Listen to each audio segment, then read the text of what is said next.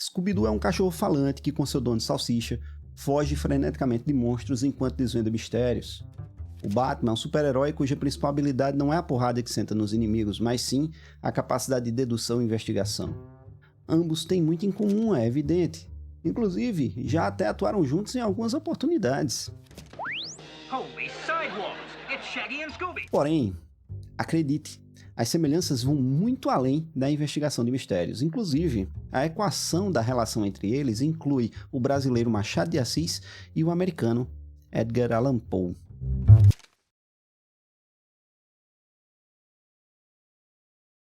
Antes a gente vai voltar um pouquinho para entender como é que eu cheguei nessa conclusão maluca. Todo mundo que gosta de ler sofre do mesmo mal. É uma certa distorção financeira e temporal que nos leva a comprar muito mais livros do que conseguimos dar conta. É que, mais do que ler, de fato, a gente gosta mesmo de livro.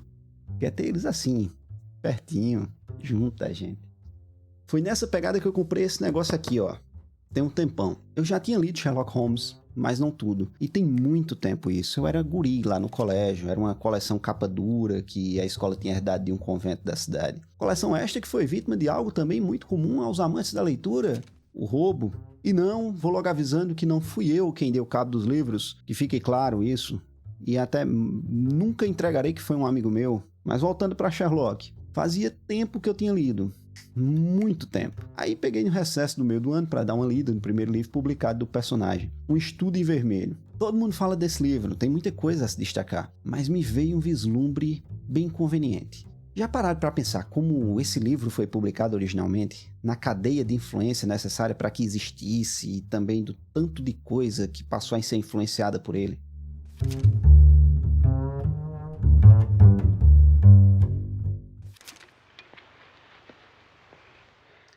O ser humano é um bicho narrativo.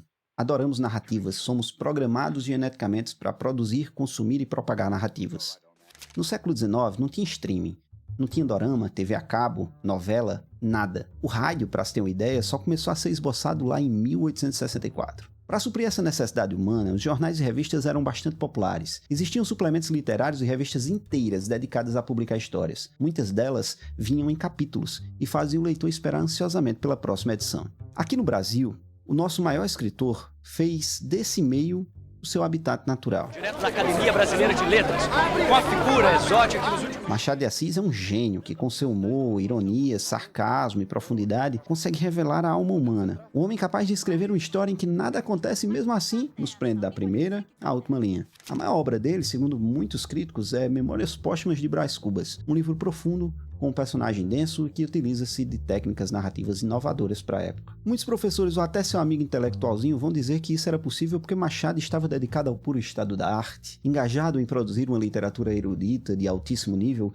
e pouquíssimo preocupado, ou até mesmo nada preocupado, com público, com dinheiro, com lucros. Aí vai comparar com algum best-seller e tentar justificar ou explicar a qualidade da obra com base nesse critério. É um péssimo caminho. Machado escrevia em folhetins, estes mesmos suplementos literários que nós falamos. Veja só, o Brasil, um país historicamente analfabeto, era um grande consumidor desse tipo de produto. A obra-prima do nosso maior escritor, aquela que é considerada a obra mais inovadora de nossas letras, foi publicada originalmente numa revista chamada A Revista Brasileira. Aos pedaços, como disse o próprio Machado, o público acompanhou a trajetória do autor defunto que relembra sua vida livre dos filtros sociais. Somente um ano depois é que todos os capítulos foram reunidos e publicados em formato de livro. Ânimo, Brás Cubas. Em resumo, a gente pode dizer que Machado, apesar de ter seu sustento como funcionário público, escrevia para o mercado, não para uma suposta e idealizada nata cultural responsável pela alta literatura. O alvo de Machado era o leitor médio. Ele queria ser lido, comentado, consumido. E claro que outros lugares do mundo também tiveram seus grandes escritores catapultados por esses veículos e esses gêneros.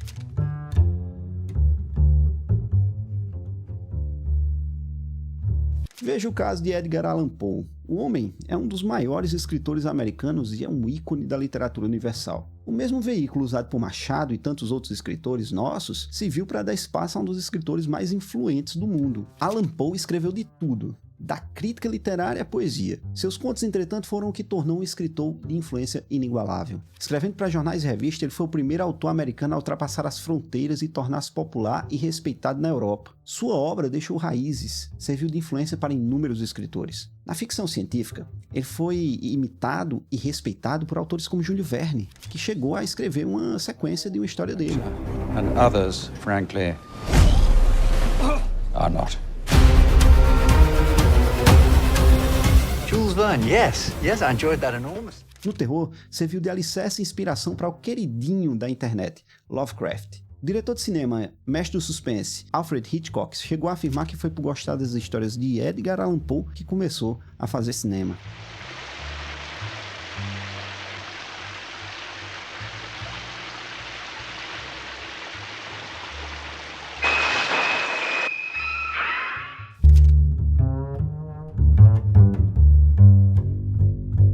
De todos esses influenciados, um nos interessa particularmente aqui, Sir Arthur Conan Doyle. Ele estreou seu principal personagem em 1887, adivinha onde?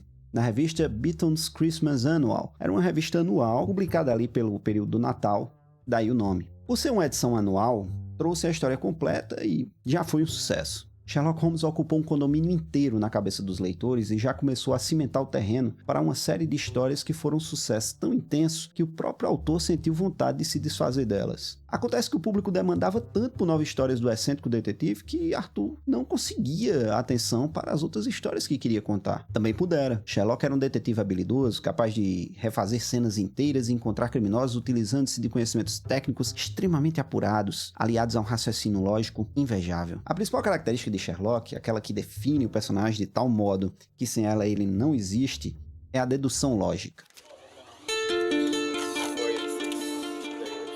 Ele encontra prazer até mesmo nas ocupações mais triviais que colocam em ação seus talentos. Adora os enigmas, as charadas e os hieróglifos. Exibe na solução de cada um deles um grau de perspicácia que parece sobrenatural às pessoas comuns. Seus resultados, obtidos através do método, em toda sua alma e essência, apresentam, na verdade, toda a aparência de intuição. Você ouve esse trecho e fica achando que ele está falando de Sherlock Holmes, mas eu sinto dizer que não.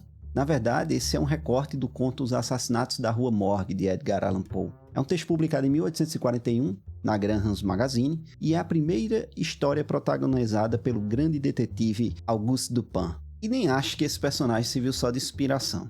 Arthur Conan Doyle replicou elementos inteiros que foram construídos por Poe nas histórias do personagem. A começar pelo protagonista. Dupin é um personagem com forte predomínio do intelecto, que domina técnicas e combina com capacidade analítica para reconstruir e desvendar mistérios. Sua capacidade é tão absurda que por vezes a gente acha que é um toque de mágica. Adivinha quem é igualzinho?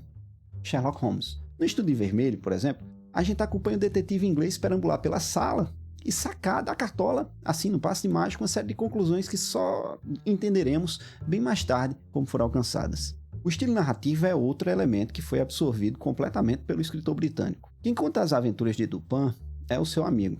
Assim, acompanhamos o habilidoso detetive em um perfeito equilíbrio entre mistério e revelação. O narrador ele faz o nosso papel, o leitor. Ele está sempre um passo atrás do protagonista, mas é sempre o primeiro a receber as novidades quando ele resolve trazer ao mundo as suas conclusões. Adivinha que outra dupla tem a mesma estrutura narrativa? Elementar, meu caro. Sherlock Holmes e seu amigo Watson. Do primeiro contato com o personagem até a descoberta do culpado, Watson assume o nosso papel e nos guia em torno de um mistério que se mistura com o próprio protagonista. O fio que desenrola os fatos de Allan Poe é bem delimitado. Próximo do fim da história, o culpado é revelado para só em seguida nós ficarmos sabendo o contexto que levou até o crime. Geralmente isso é feito por meio de uma história de flashback que nos ajuda a entender as motivações do vilão. Adivinha onde encontramos a mesma estrutura, igualzinha, sem tirar nem pôr? Scooby-Doo.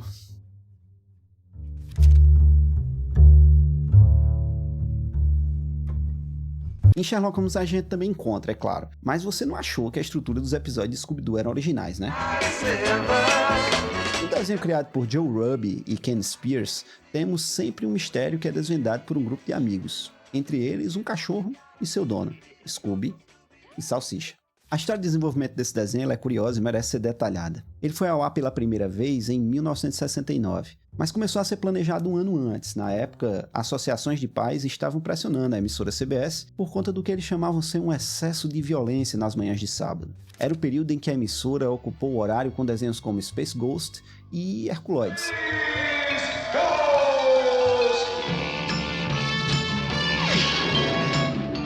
Após conseguir emplacar o sucesso de Art Show, o responsável pela programação diurna do canal, que era Fred Silverman, contratou os produtores William Hanna e Joseph Barbera para desenvolverem um outro desenho estrelado por uma banda de rock adolescente. Desta vez, a ideia era que entre um show e outro os moleques resolvessem mistérios. A inspiração veio de um programa de rádio muito popular na década de 40, chamado Love a Mystery. Lembra que falamos sobre a inexistência do rádio lá no século XIX? Quando essa mídia surgiu, rapidamente os folhetins migraram para ela. Começaram então a adaptar muitas histórias e até criar originais que tinham como base as estruturas em capítulos, plots e ganchos já estabelecidos no jornal e revista. Esse é o caso de Love a Mystery, que traz 3 soldados aposentados que se reencontraram e formam a agência de detetives A1. Dessa mistura, e após muito trabalho dos criadores originais, surgiu o grupo que conhecemos e fez sucesso até hoje. Inspirados no rádio, que por sua vez bebeu no folhetim e foi parar na TV. Quando a TV chegou, também tentou morder essa fome por narrativa e para isso não hesitou em utilizar as estruturas que já tinham sido deixadas pelos folhetins e rádio. É assim que se popularizaram modelos como as novelas, populares no passado,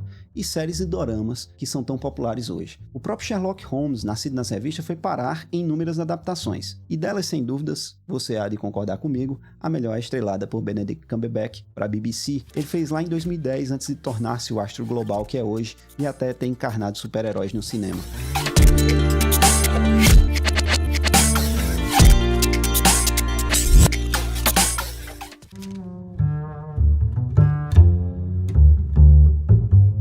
Super-herói, aliás, que traz um caso curioso da influência do folhetim, dá a volta, sai do rádio, volta para o impresso nas revistas pulp. O nome pulp vem de polpa, uma referência ao papel barato que servia de matéria-prima para a confecção das revistas. Esse material fazia um papel similar ao do folhetim, literatura barata para suprir nossa fome natural de narrativa. Nesse caso, foi um gênero muito popular nos Estados Unidos e grande parte dessas histórias envolviam mistérios e detetives engajados em suas soluções. Não era raro que muitas dessas aventuras saíssem do papel e fossem parar no rádio. Contudo, um personagem popular no rádio fez o caminho inverso e ocupou as revistas, o Sombra. O personagem estreou no rádio como parte de uma campanha para atrair público para uma revista pulp. Ele é um detetive que utiliza-se de habilidades técnicas e cognitivas para encontrar criminosos e combatê-los com suas engenhocas e compostos químicos. Sabe que outro detetive atua combatendo o crime com engenhocas e compostos químicos? Pois é, chegamos nele, o Batman.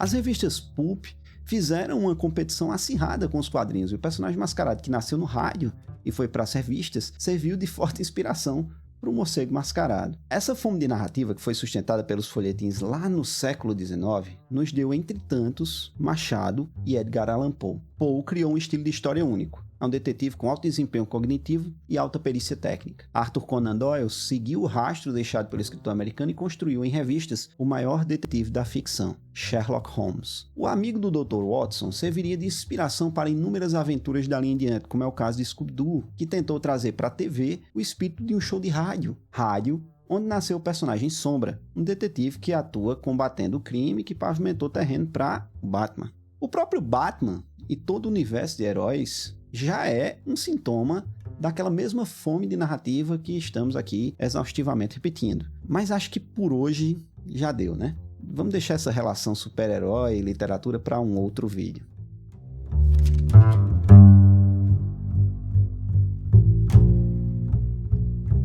Olá, eu sou o Rodrigo Leão, esse é o meu canal e a ideia aqui é a gente comentar sobre narrativas, literatura, ficção. Espero que você tenha gostado do conteúdo. Se gostou, não custa se inscrever, curtir, toda essa coisa você já sabe. A intenção desse canal é um hobby, mas toda ajuda é bem-vinda porque vai juntando mais gente para a gente conversar sobre essas coisas. Deixa aí um comentário, uma contribuição, qualquer coisa, para acrescentar na discussão ou para trazer novas ideias, novos vídeos do que você queira ver. Valeu? Até a próxima, que Deus abençoe.